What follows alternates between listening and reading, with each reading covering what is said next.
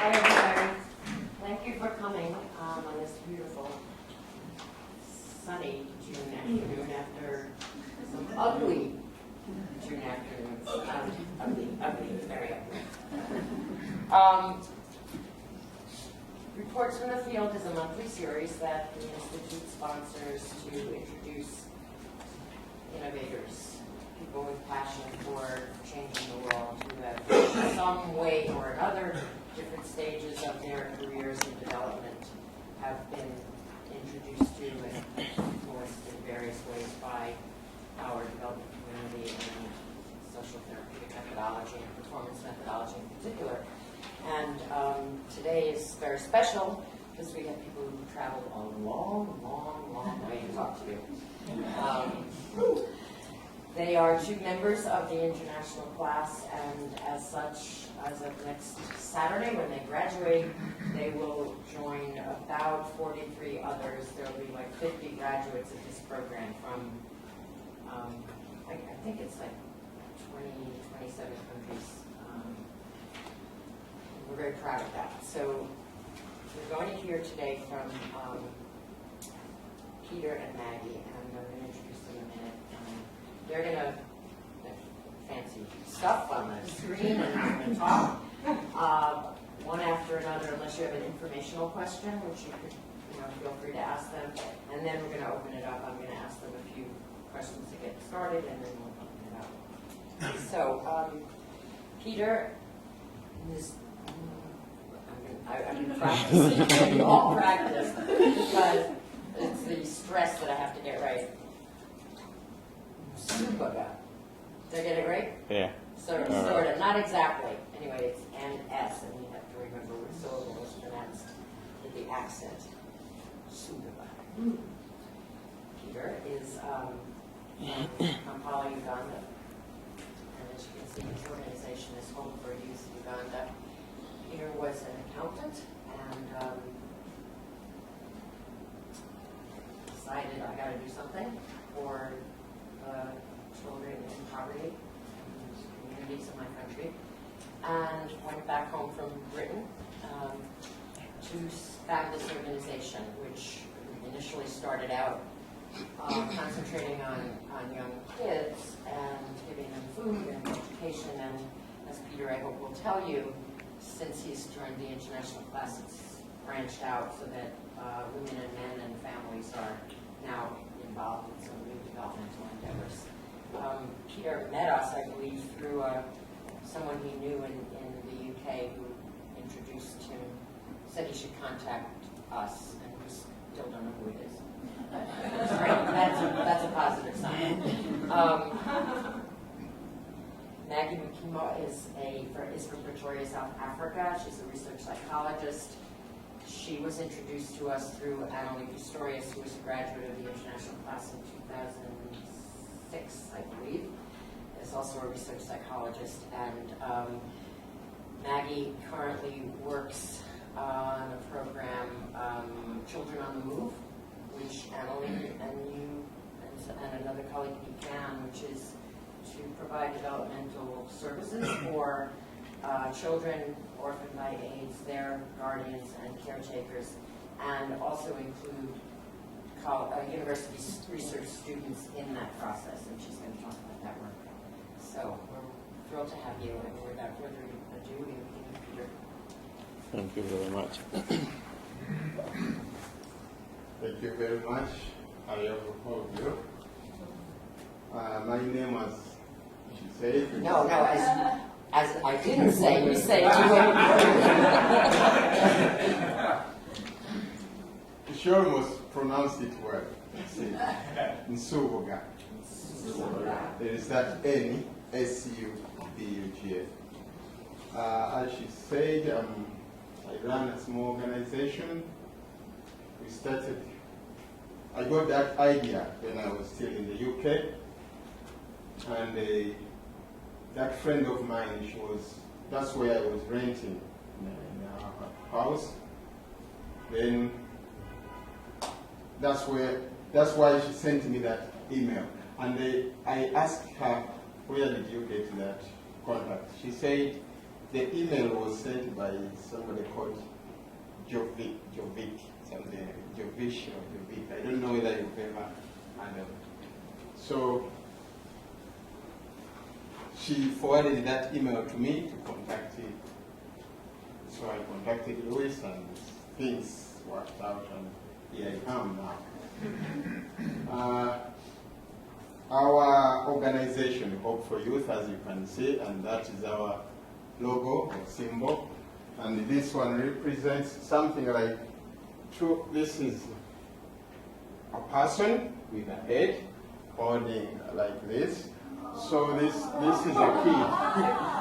This one is like another head holding on. So it's like that's what we came about with.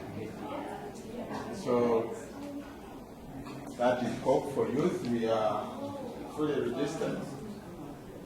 We are registered in Uganda, and we are working in one of the rural areas. So it's a rural country, but we have so many rural areas. We cannot work in those, but I went to our rural area where I come from. So and it's because of that background that made me to go back to where I came from and say I should do something for my community. So we have different programs, probably maybe to talk about the area. That area is called, the village itself is called Kampungu and Nama sub-county. So that area has got so many kids, like 5,000 of them. But they are all in a terrible state. If I could explain, there is lack of water.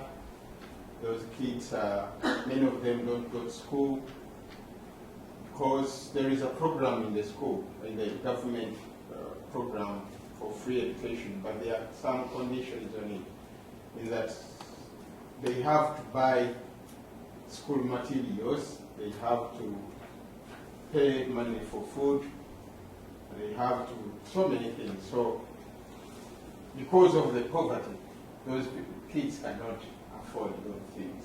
This was just a political thing to boost the whatever that they are helping. Yes, they are helping, but there are so many that cannot go. So we came up with different programs, as you can see.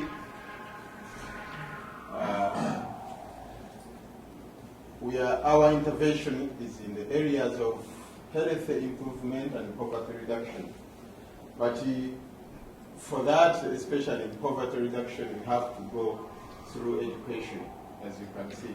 So we came up with a program for education. And I don't know whether you have experienced this, especially youth workers, but in our country, when you talk of youth, when they come, you can say, I have something for the youth today, and you will have hundreds of them coming that day. So when you talk to them, this, you want to do this, you want to do this, the following day you can end up having 8 coming back, because they thought they are going to have something at that very moment. So it was quite hard for me to mobilize the youth. So what we did, somebody gave me, I went to someone who is also a community worker. He's having another organization. I asked him how he did it to have. He said, you get the children, start with the children, because you grow with them. As they grow, as you grow with them, you will have something. But at the end of the day, because of that, we have come up, we've got now a group of youth, as you will see the some pictures. So it has worked well for us. This education program, currently we run, as I've told you, there are kids from nursery to level 3. I don't know if I know. It's like primary 3, but those are 4 classes, nursery, primary 1, primary 2, and primary 3. so they are young kids. We are teaching them, we are following the government structure, and we bring in ours, the way like what we are learning now. So we are coming up with something which combines two programs. We as I've told you at the beginning, there is a basic lack of clean water, as you will see the pictures. So we are trying to have ways or solutions to that problem too. Then we've got the community outreach program. We saw that we cannot work isolated, like as a school, because kids, we don't keep the kids, they go back to their parents. So they have to go back again to their, so we want to follow them and work with those guardians, basically to instill what we are teaching here. So that if like we teach the hand washing, we normally tell them you should wash your hands before eating or after visiting a toilet, whatever. So we have to go and tell the guardians there that please let the kids do like this and this, because it will have no meaning for them to practice it at school and then go back and do nothing. So there is that community outreach. We talk to the guardians, especially the women, with nutrition, how to feed the children. Then we've got this sports, music, dance and drama. That is the youth program. It's also very, very successful. We've got a group of young girls and boys. They are performing music. As you will see the photos, we have sports programs. And this year we are lucky we got some grant from the Australian government. They were helping us to promote sports in the communities so that we can talk about some issues that basic in those community, the programs like family planning, like HIV/AIDS. So we use this kind of group. We go to other schools, they perform, they sing for the schools, giving some such information. There is the problem of girl child, or I should say, abusing, especially girls. So here we talk about such issues in schools. That's one program. Then there is this other self-sustaining projects. We realize that we cannot run without, if we don't have like money to run. All these programs need funding, some money, and we cannot rely. If we say we are going to rely on or say donations, and yes, we need them, but we cannot just sit there and wait. So we said we can come up with something that will make some money for us to be able to run these projects. So we've come with some projects, as you can see. This is the school now. As you can see, that's one of the school programs. They were outside their classrooms. I think that's the primary level 3. Those are the kids.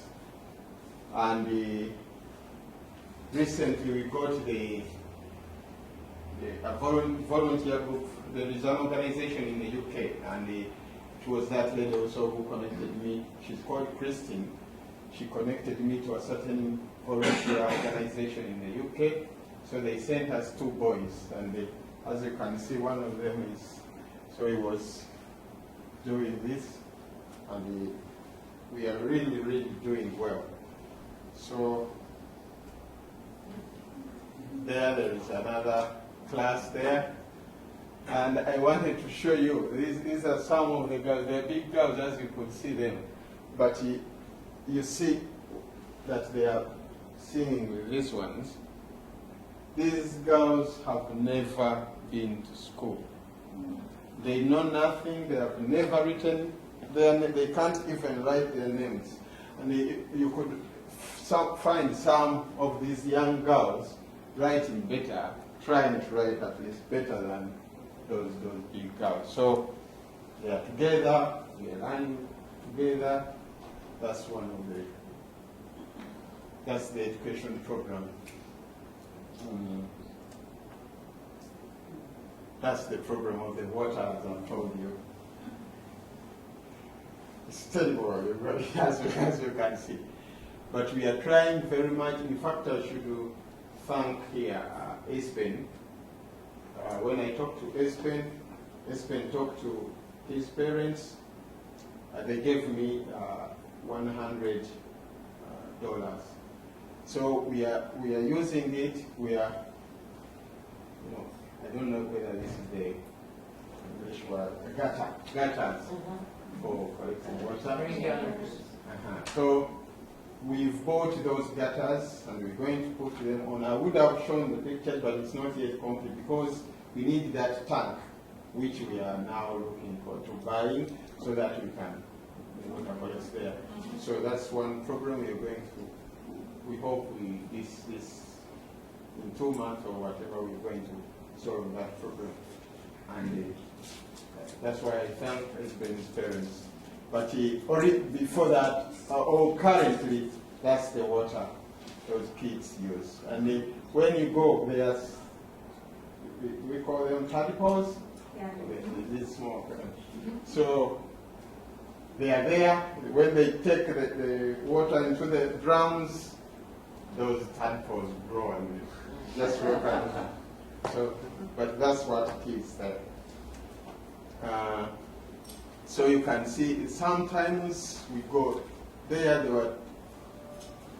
It's hygiene part, and as you could see, get some water. They wash their hands before that's break time. They are going to have their porridge and something to eat. So basically, this is the school. As you can see, the gutters are going to be there, and we shall have tank somewhere for water collection. And I think it will work.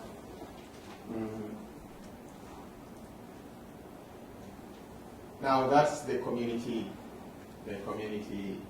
work we do with the parents or the guardians.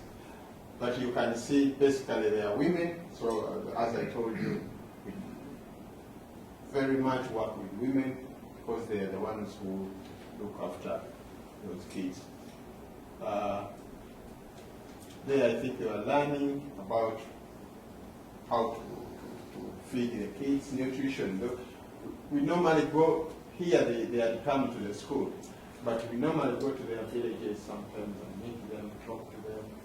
So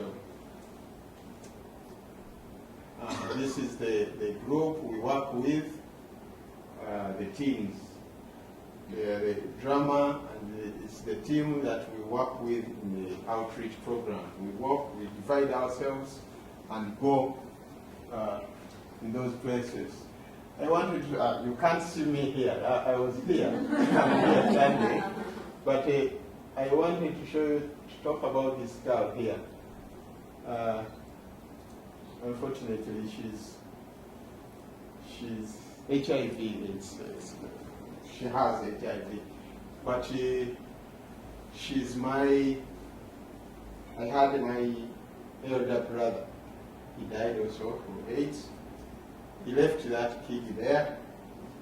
So as I was in the UK, sort of ran wild, and out of that, she contracted. So when I went back to Uganda. Those are the kids that I came up with and talked to them. So you can see she's happy, but we're trying to help her forget what she has and continue to work with us like that. So those are the ones that made me think of what can I do to help with it. Because as you can see, she's young, but we are trying. So that's the group that we use to go to those villages. They sing, they play. After that, we have go to the sports. As you can see, that's the sports program. Here it was netball, the other side was football. So you get to have so many people on such events, and we use that. The reason, basically, we are now on family planning. The reason every year or each time we get so many people coming to us, please, these are the kids. You can find a boy. He's also youth in the 20s, but he's having about 5, 6 kids, and they're in different jobs. He just goes, and he doesn't care. So, for the sake of the kids, you say, okay, but it's dangerous. So we decided to talk to involve especially men and boys, to talk to them about how they can, how we can work out, that's the family planning, to see that they control themselves, not to have children, so many children. So through that sports, we get to talk to the boys. In fact, when we distribute balls and say, come, we talk to the men.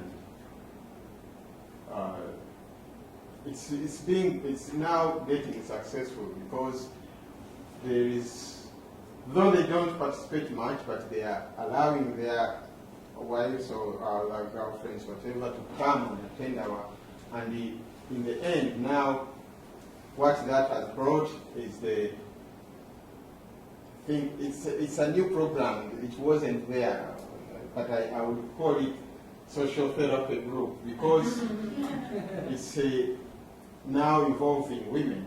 And it has its background from here that when we talk to the men, it's kind of worked well, and they are now, some women started coming to us talking about bringing their problems again. And through that, we thought we could make them sit together. And so, at first I thought I would get somebody which was like an expert, because I was not sure of myself that I can handle. But I feel like after these sessions with the Institute, I feel I can handle them after observing the therapy groups, because I feel people can solve themselves, can work together and solve their problems together. So we are using sports to do that, and that's the success story about it. That is the primary section, that is sports also. That one, as you can see, I've told you it's the ways of funding ourselves. So in such a way, these animals are very, very profitable if you look after them well. In a year, it produces 3 times, and it can produce about 8 to 12 piglets if it's fed well. So if you can look at that, you can have like 100 pigs in about 2 years or 3 years, and that one will work well. That you can sell the young piglets. Cost between here it's a little bit, it's $20 to $25, but back home that's a lot of money. So if you could have about 100 of them, and each year you will be producing differently, and you'll be selling at the same time you can feed the kids. So that's one way of working out to find that we can find something that can help us run those other projects. This one, we are doing some farming, and these are cabbages. They were still in the this picture, I took it when they were still in the beds, but now they are almost mature. I didn't take that photo, unfortunately, but those are cabbages in their beds. So we do that program of farming. Now we are planning to plant some fruits, like oranges. And the reason I'm doing that, there is a friend of mine I just met him through another friend. He's a manager somewhere in a hotel, so they like oranges. So I don't know, by the time those oranges grow, I don't know whether he will still be there to give us market, but he encouraged me that we can sell, he can also help us to get some markets for them. So we are planning to have fruits for that.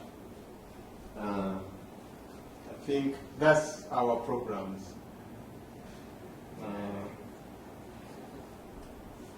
Now this one, because it's a special thank you, because you've already seen what we are doing, but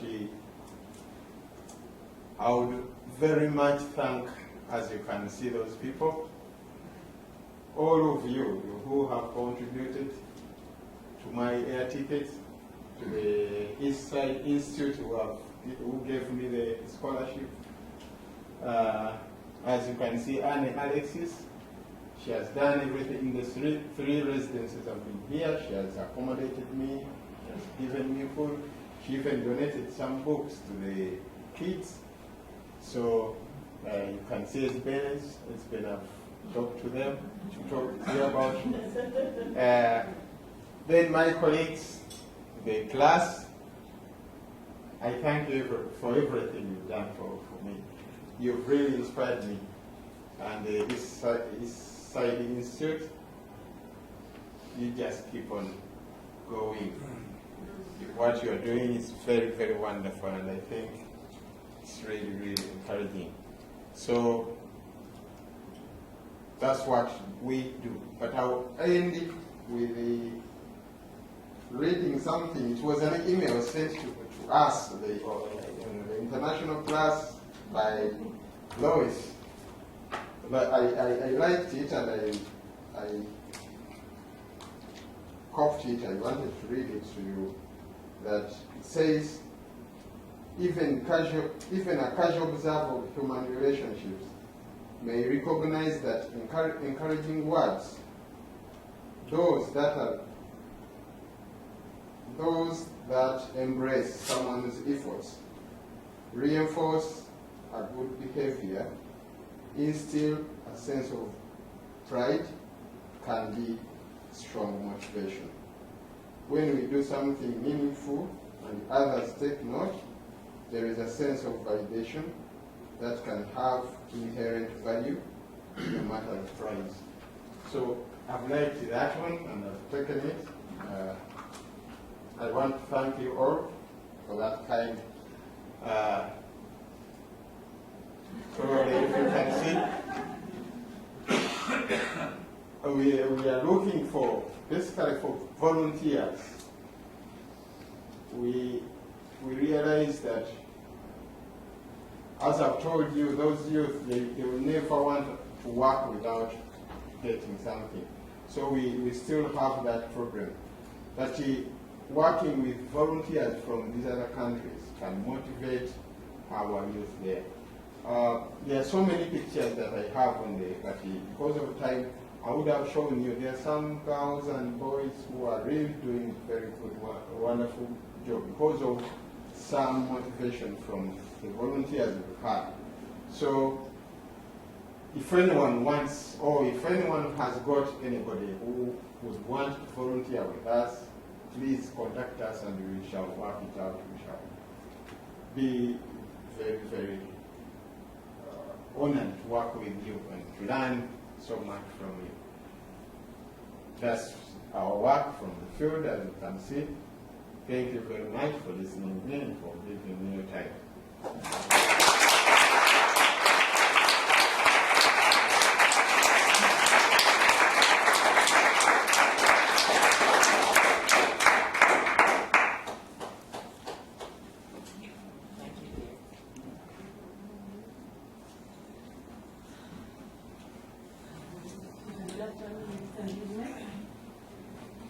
Oh.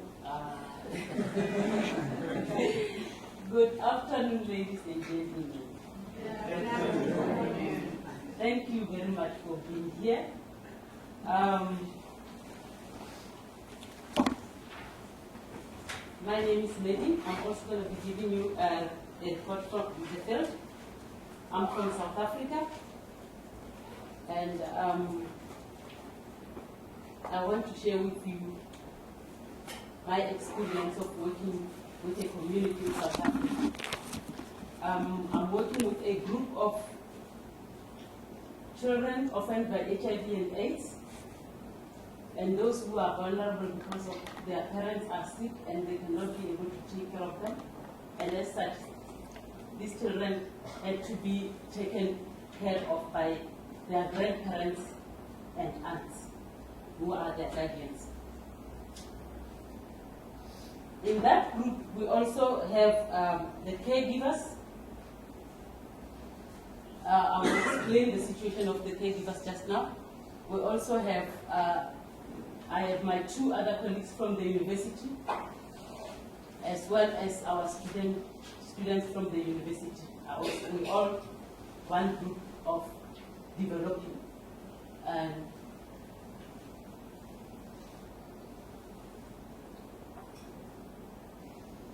the name of the project that we work under, we call it Intergenerational Support Group.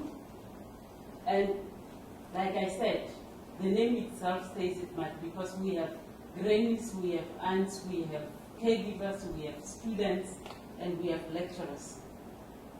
And this project is based in a township called activism in Pretoria. It is facilitated by myself and my two colleagues, Annalie and Dorcas. We all lecturers at the University of Limpopo. The project was developed in partnership with a non-governmental organization called Children on the Move. Children on the Move, they basically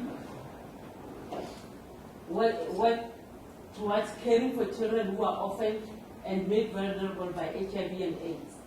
So we went to, representing the Department of Psychology from the University of Limpopo, we approached this organization so that we can also use their platform to train our students, our postgraduate students.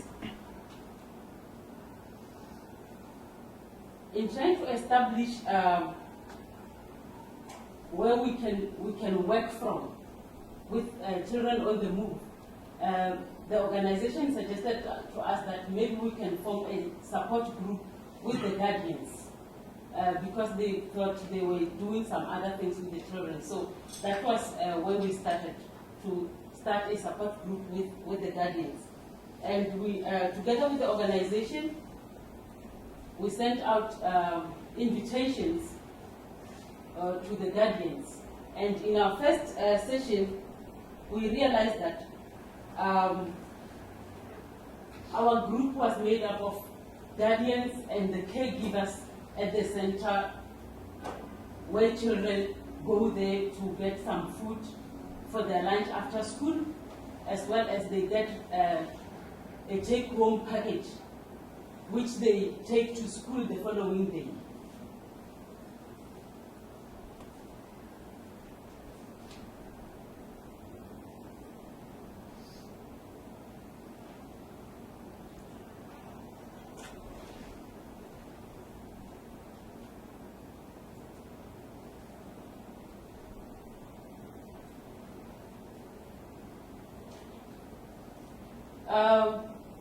Basically what we do in our group is that we use improv games to address issues that emerge within the group. In our first session, when we started the support group, we thought we were just going to talk to the guardians about how to do parenting, especially that some of them are grannies. We thought we were going to be talking a lot about how they can do parenting, but we realized that the first thing that was offered to us was to work on the relationship between the guardians and the caregivers. Because when we got there, we found that the guardians and the caregivers at the center, the caregivers who are taking care of children at the center after school, they did not have a very good relationship, because when the center started, they used to receive food parcels from the center. And that stopped at some point without the guardians being warned about it, or without any information about why that stopped.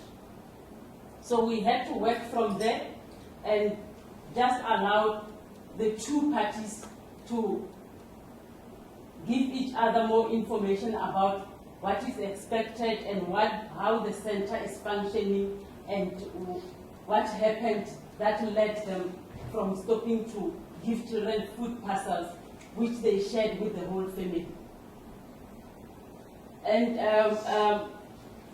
we then realized that just talking about it wasn't really helping much, because then some emotions were coming up.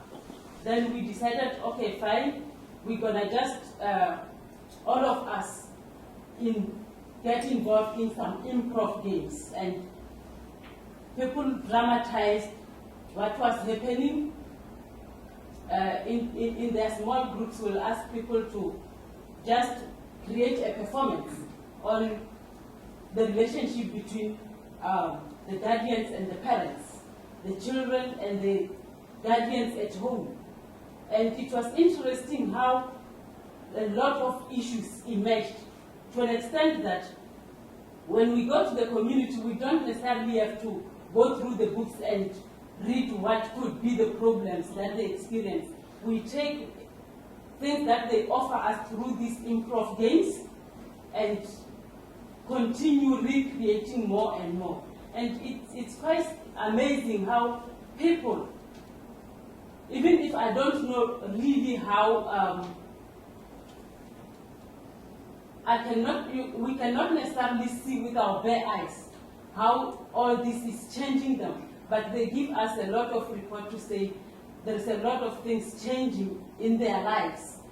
For starters, we know for sure now that the caregivers and the grannies, they have a very good relationship. They communicate better these days about the guardians, about their difficulties with the children, and the guardians as well, because sometimes you find that there's a problem with a child not going to the center, while the guardians is under the impression that the child has been going to the center. Before we engaged in this support group project, no one could even realize that the child was not going to the center while, So now at least they're able to talk about those issues between themselves, and as well as engage the children. And as soon after we started engaging the people in improv games, because then it was only just the guardians, the students from the university, us lecturers, and the caregivers, people started saying that, but we can see what your games are doing in our lives, but the children are missing. Why don't we include the children into our group so that we can all develop together? And that was a very good idea, because it kind of changed what we were doing, in a sense that children being in our groups gave us a bigger scope of issues to work with. In terms of their performances, in most cases, you find that if we say, okay, children, they should have their own groups, because we're working with 60 children, but sometimes you find that only 20 to 30 would come while we are busy with the project. We break them into smaller groups themselves, and we say they should perform. And they bring up a lot of issues. Abuse that are experienced in families, problems at school with their teachers, and all those things, we find a way to address them using improv games. In most cases, what we do is we'll ask people to perform something, and we come into a larger group and we reflect on what has been performed.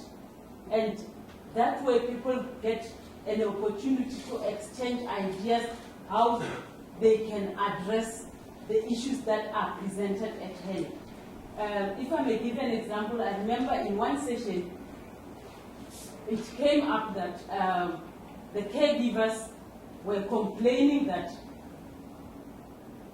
it is very challenging for them to assist children with the school homeworks, because these children, most of their guardians are illiterate, so they cannot assist them with their school homework. So the caregivers have taken the responsibility to assist these children with their homeworks. But then, the children, you find that when they copy the instructions for the homework, it is not very clear what the tasks are supposed to be. Therefore, through the improv games, we could only identify those. Then we came back to a larger group where we discussed about various possibilities, how, in terms of how the caregivers can find ways to make sure that they continue assisting these children with the homework. And without us really pinpointing that they should do that and that, they themselves, with the guardians, were saying, okay, maybe we should establish a relationship with the school, have that platform can go to school and ask teachers for more clarity about the school, what they expect children to do in terms of the homeworks. They could figure out that, okay, perhaps the guardians should make sure that they are actively involved in parents' meetings, which was something that only few of them used to do. So by creating that kind of environment whereby we all could try and figure out what can help given a specific situation, we found that it is really helpful. And the other day we were like doing reflections on how the whole group finds the activities that we're doing in their lives. If there is anything positive, anything negative about it. And with the old grannies, most of them, they complain about health. And one of them said to us that ever since the project started, her blood level, when she goes to the clinic, they always say that her blood level it's okay, and which was always something that she used to worry about, because every time she went, there was a problem with her blood levels. So we found that to be very positive, and we continue with our improv games. And one of the challenges, though, that we've been struggling with as facilitators, myself and my two colleagues, was how do we organize more of guardians to participate in the project. And we have tried sending out more invitations, and it did not work. We tried to encourage the guardians themselves to say, please bring your neighbors, bring your friends. But still, it didn't work. But what I found to be helpful as I'm interacting with my international class members and other people here at the Institute is that, you know, when you're creating and recreating, you need to be patient. You need to be consistent as well, so that people can see that you are there and you're gonna stay there for you know. And I found that being very helpful, because sometimes when you do things and you're hoping, I want to go there, and there you can see the possibilities of you going there, and like even zero, you really get stuck. You start feeling that I'm stuck and there isn't any other opportunities or possibilities to go further. And I really found that to be really helpful for me in terms of continuing this project.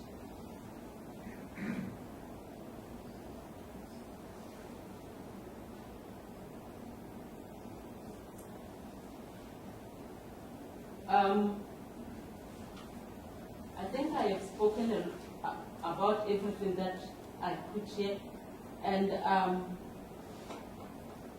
there are just some few pictures that I want to show you in terms of the group that I'm working with.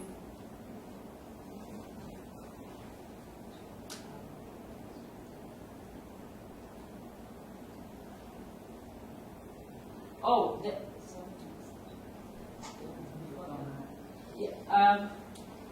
before I go to the pictures, I just wanted to share with you one other challenge that we experience in terms of this project is that after we have decided as a group to involve the children, we find that our challenge is to be creative in terms of expanding our time so that we can include these children in in our project, because you find that the time that we start and the time that we end can only allow children that we spend some time with children for only half an hour.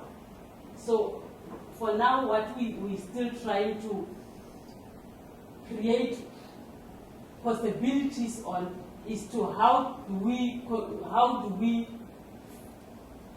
create more possibilities to expand the time so that we can spend more time with these children, which I think in a week before I came here, we decided that, okay, fine, perhaps what we need to do is stick to the time that we have, which is 2 hours, with running from half past 1 to 3. And then we said that some of the caregivers, because they also highlighted that they have interest to do the improv games themselves, so that they can take that to their families. They can even do the improv games with the children at the center. What we decided to do was, okay, fine, we will spend the time that we have with everyone, and the caregivers will, when after the lecturers and the students have left, then they will continue with the children playing the games. And I will find out when I go back how that is working.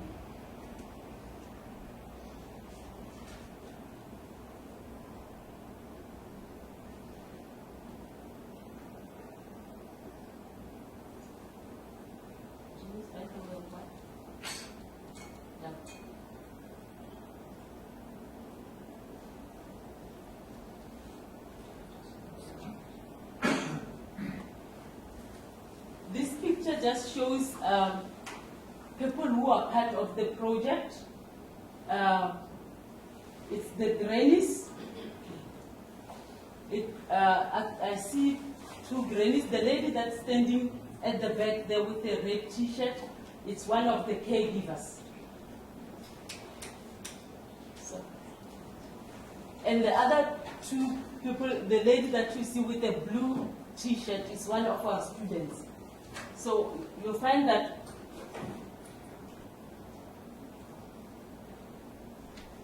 I think when this picture was taken, it was during we had a farewell for our students because they can only participate for a certain period. They participate for 10 weeks between February and May.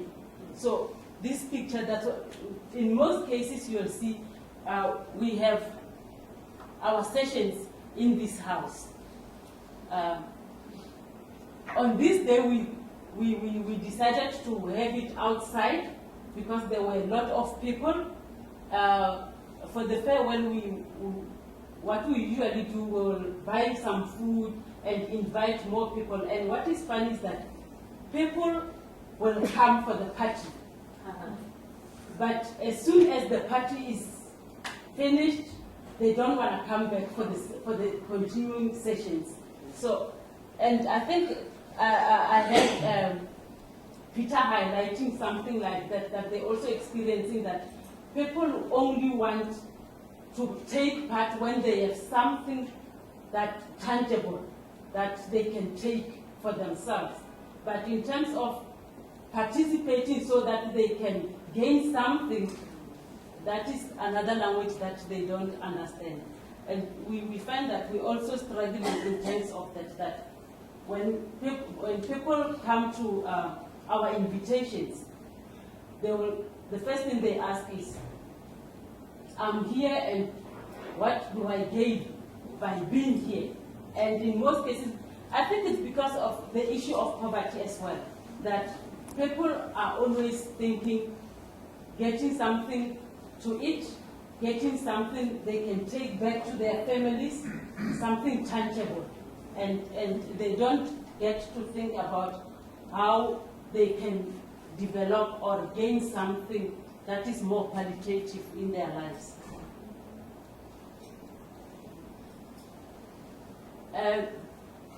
This picture shows the granny's performance.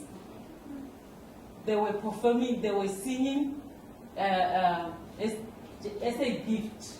And they said that was a gift for the students, since it was the students' farewell. Maggie, you're saying grannies, right? Grannies. Yeah, grandmothers. Grandparents, yeah. And are they the grandparents of the kids, or are they just older caretakers? It's grandparents of the orphaned and vulnerable kids, yes. Yeah. And these are our children. We actually not allowed to take pictures of kids, but somehow here we have a picture. Precisely because our government is saying they're trying to protect the children from child trafficking and so forth. So, and the one thing that we find very interesting with these children, some of them they're HIV positive, and they really have very intense issues that they're dealing with in their lives. But just interacting with them, it's so wonderful. Majority of them, you cannot believe how they show their ability of being leaders, their ability of doing things. Like when we ask them to perform, sure, they're like actors. They do such wonderful things. They dance, they sing. We have such a great time just interacting with them and creating with them.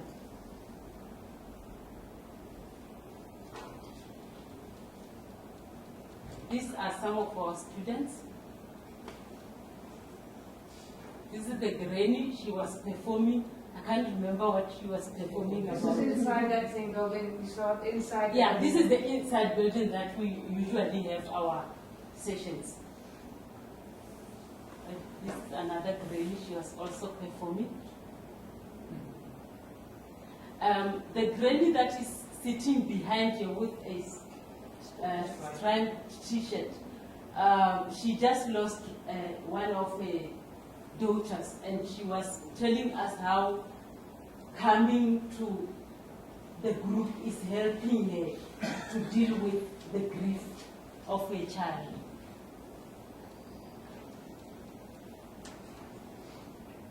These are the caregivers.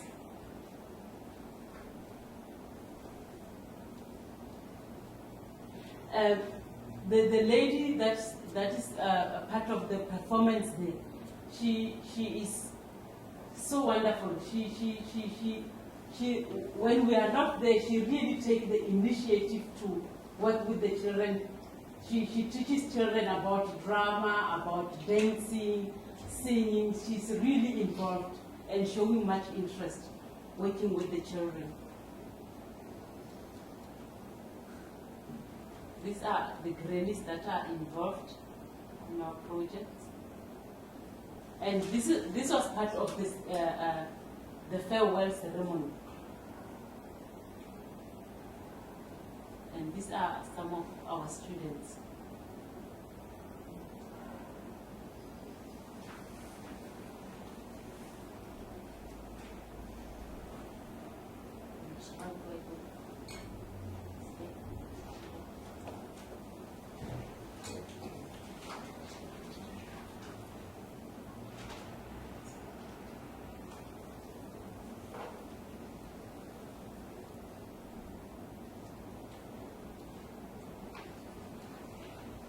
In the last week, just before I came here, we played an improv game which I thought I could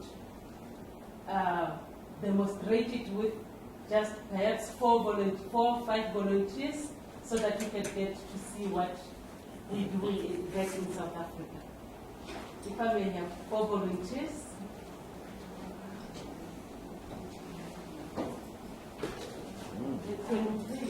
I think there's enough space.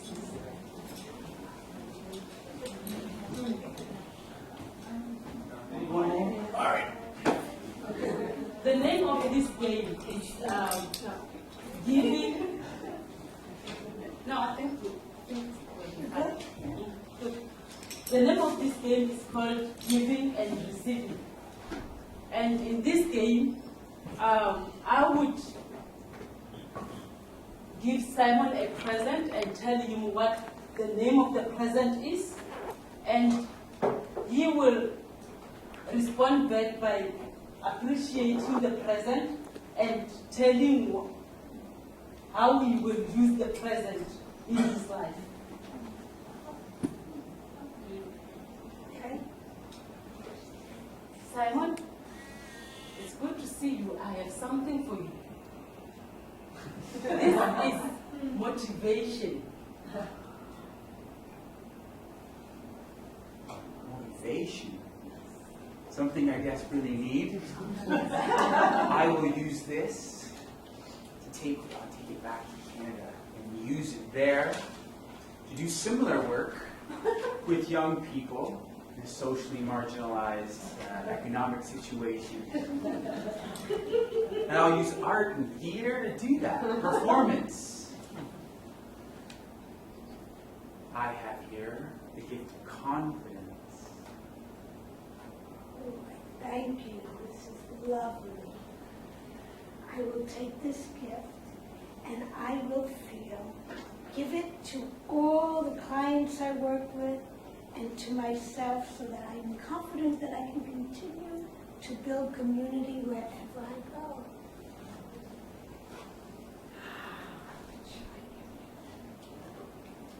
I will give you the gift of joy. Oh, thank you. That's a wonderful gift. I will use this joy every day and think of you, my sister-in-law. She is my sister-in-law. And use it everywhere I go. And I go lots of different places. And I want to give you a cold glass of water with ice. One glass of water with ice. Thank you, Esther.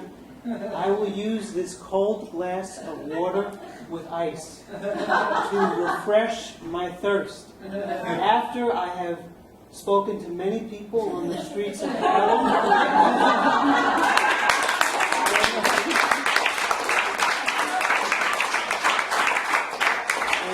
and performed with them our social therapeutics, developmental work, taking out a new politic in the community.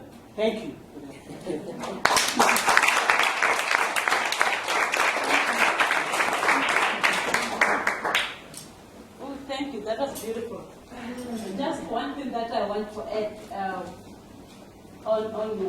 emerged when we were playing this game.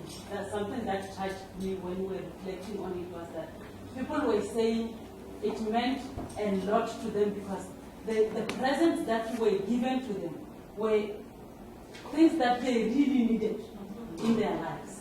And I found that very, very interesting and touching. Great game. Thank you.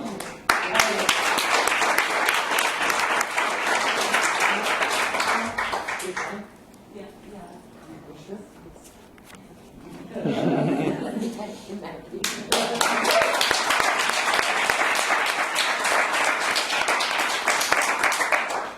Wonderful, thank you both.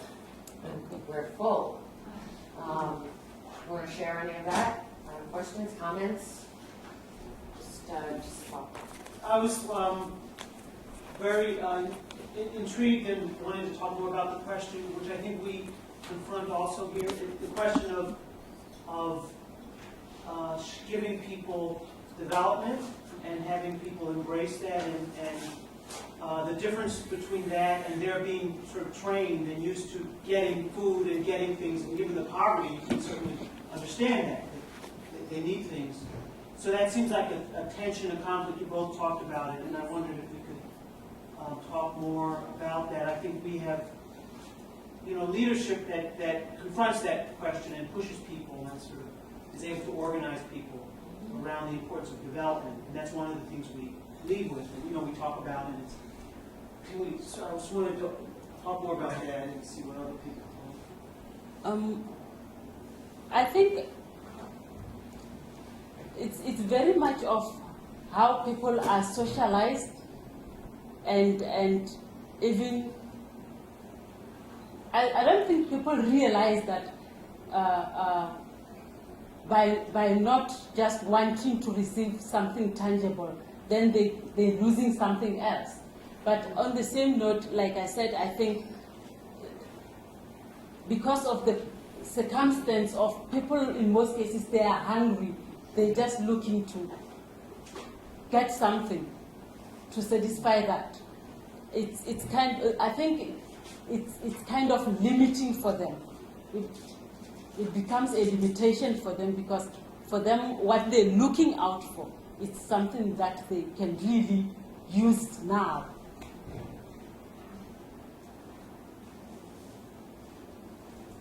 Yes, yes, Ophelia will come. Me? Oh, Yes. okay. I think a fascinating question, and one that we face in the United States, and there was one way that it's attempted to be dealt, but I think in some that my wife Maggie works in social service agencies, and she's often faced with this question of how to, because people also come there to get a good meal or whatever, and then they go away. And in some ways there's a clubhouse model, what they call this country, where a kind of demand is made, not necessarily in speaking, but just in terms of activity, that people have to participate in helping create the conditions for the party, they will offer a meal, right? Meaning that, they would need to, simply if you want to continue to do this, otherwise you just can't do it, it's effective. That they would have to participate in like washing dishes or helping cook or whatever people needed to do, that they would that there was a need for people to participate in this if they could continue to get this tangible thing that we're talking about. And sometimes that may lead to some people becoming more involved in the other thing. Sometimes some people might try and get as much as they can for as little as they can give, and sometimes people won't participate at that level. But I think it can help, certainly not the whole answer at times to make people think, and to have people they're participating in creating. I find that very helpful in that, because when you say that, I'm thinking sometimes it's not necessarily that people don't participate. For example, with the sports, the way Peter is using sports, it's something that people know, and I don't know if you find that it becomes easier to organize people using sport. In fact, there is this game of Ludo. So many youth like it, and they go in different areas. And their station is playing Ludo. So we said, why don't we bring Ludo to our project here so that they can come and compete? So it's one way of, and it worked well. We borrowed some that Ludo boards, and we invited different villages to come and compete. So they were coming, and they are looking forward sometimes like 3 months to come and compete again. So we used that to get them together. Can I ask you first? Maggie, you said something I thought was important. You talked about the conversation that someone had said to you about if you show the community that you're there for the long haul, that makes a difference. And I was wondering, given that you're a university program, are you there for the long haul? Do you have, how are you funded? What's your support? Can you keep this thing rolling? Where do you want to go with it in the future? For me personally, I think I've already made that commitment to grow with the project. It's if I were to leave the university, I would still see myself continuing with the community. I was thinking about this issue we're talking about, groups and communities taking responsibility for themselves. And we've been engaging that question in the international class, taking responsibility for the groups. We had that experience being in the class. What was it like for you both to do that here? That's a very interesting question. Go on. I think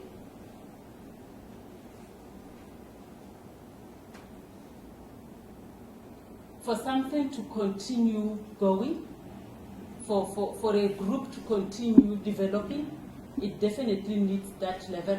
It needs a level of responsibility from the people who are part of that group, and it also needs a level of commitment from everyone. Because when you say you're building something with other people, when you're not putting something in that, it means the group is missing something. So I think it is important to have that collective responsibility to build and continue to recreate. Yes. Though I also think of another thing that sometimes you find that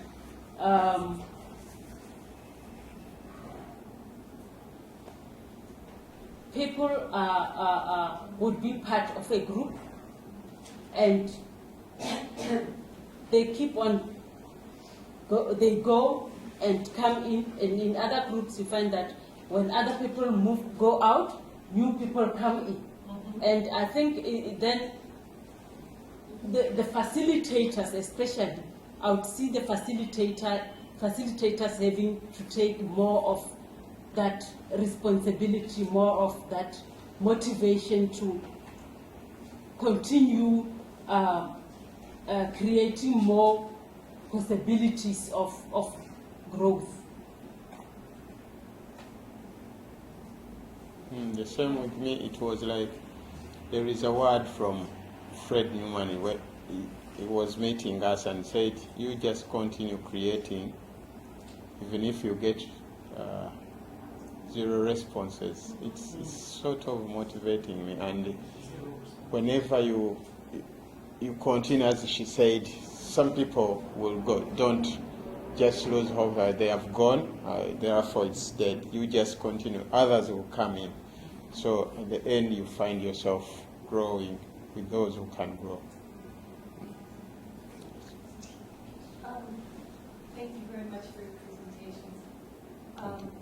Peter, I had a question about, you mentioned that now you're doing more directly, like social therapy group style work, and your observation of groups here in New York.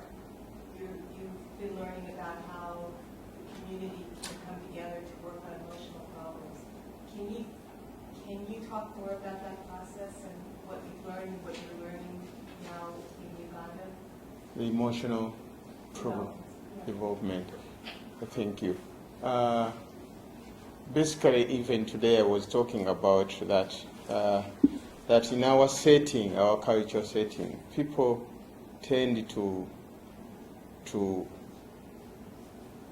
put their emotionals to other people. Like when somebody gets a problem or something that is emotional, he tends to say, probably I've got this because of that person. Or, and I was saying it's the reason in our countries there is a lot of practicing voodoos and whatever. Somebody would go there because he's thinking that my emotionality has been caused because of that. Like, for example, somebody can be laid off from job, and instead of focusing on what to do next or whatever, he will just say, probably that person is doing something to me, so I should use that.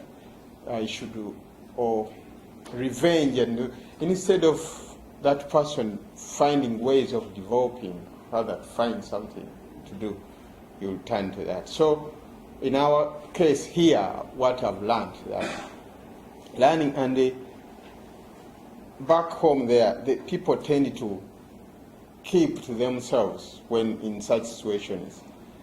It can be, somebody who has been coming to you, you may see him stopping coming because he has a problem that he wants to keep to himself. He will never come back. So, but what I've learned here is, in such groups, and the observations I've at least had with the Fred especially, people come, whatever it is, somebody talks about that, his or her emotional feelings, and people discuss. Even if they don't give that person a physical solution to that, but talking about it, you can see somebody going, feeling relieved that at least he has. So in my case, that group I've talked about, people have come, have started coming. They started coming, especially women, bringing their problems from their families and from their homes to me. So, but I thought I would not do it going to somebody's home and say, please don't do this to your wife, or please don't do this and that. But it's now working that those women are coming together. In fact, it's a program now that has started. Every Saturday, they are coming to the project, sitting together, talk about the problems. And that way, I'm going to be the therapist, or but I will use the ideas I've got here. At first, I was thinking that I could get some people, like professionals, who can talk to those women. But I find after learning what works here, I feel like it may not work bringing such people.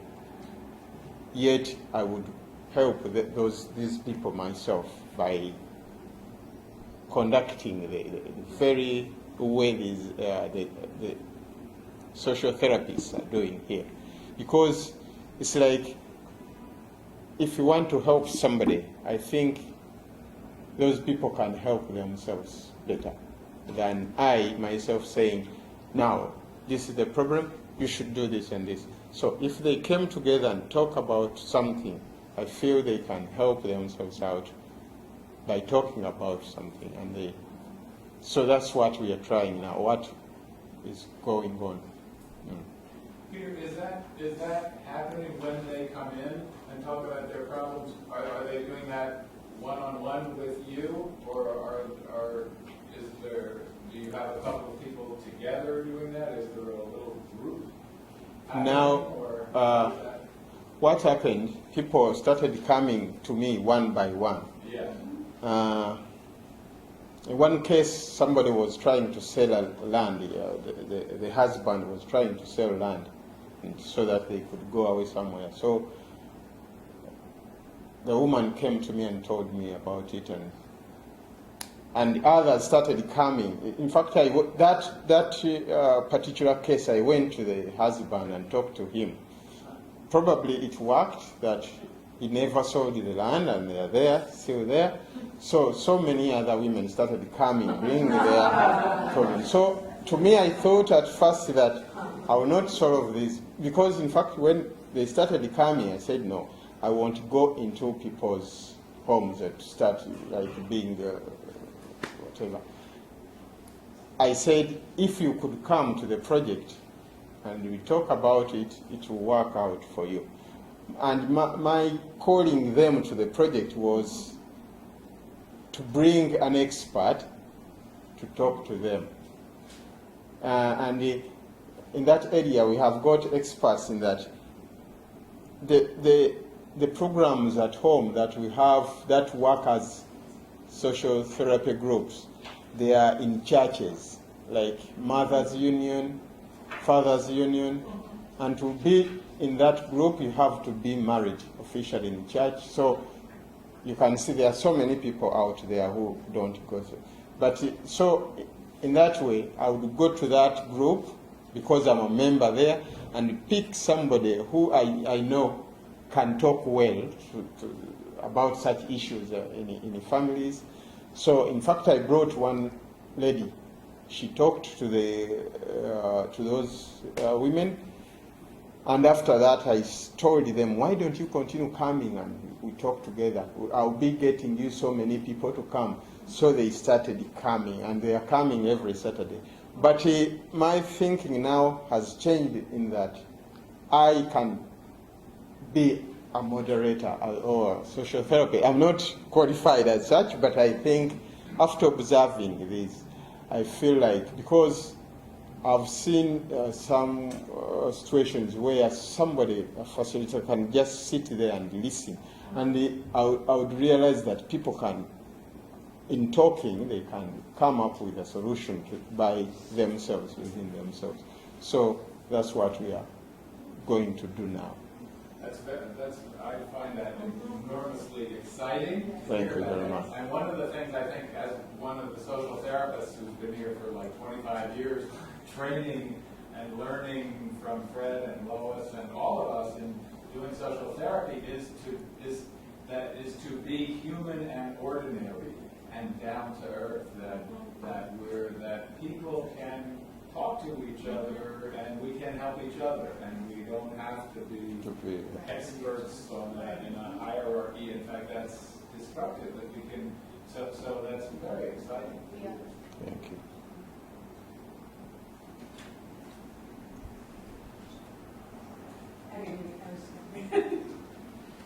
I was thinking, I don't think there's a question in this, but I think about the totality of the questions, and I found the combination of the inviting people to take responsibility and needing people to take responsibility and the being consistent, the relationship between those seemed very important. And so then I was thinking about this conversation then about what it means. During that part of the conversation, I was very aware as Americans of the differences between Africa and here, and what it means for people to come to you hungry in the midst of Africa, and what it means, what poverty looks like here, and just feeling aware of that. And so then I was thinking about what you were just saying, and I felt so excited by the idea of people coming here, learning what we're doing, and then creating what you need and what you create with people there, and that will is informed by the success and the consistency we've had all these years, and yet will be different. And so I was really moved by that, and felt a wanting to have of that, both the differences and the ways they will inform each other going forward. So that's like a very similar thing. I often feel when people contact me or I go somewhere, another part of the world, or even in New York, and many of us have this feeling of, I'm really glad we exist. Because there's this person who's saying, I'm glad you exist, right? So my feeling is I'm glad you two exist. I mean, just like the tangible lives, just seeing some pictures that are people are being given the opportunity to, and they can refuse it, but to actively work on creating something positive out of the absolute horror that the world is in. So,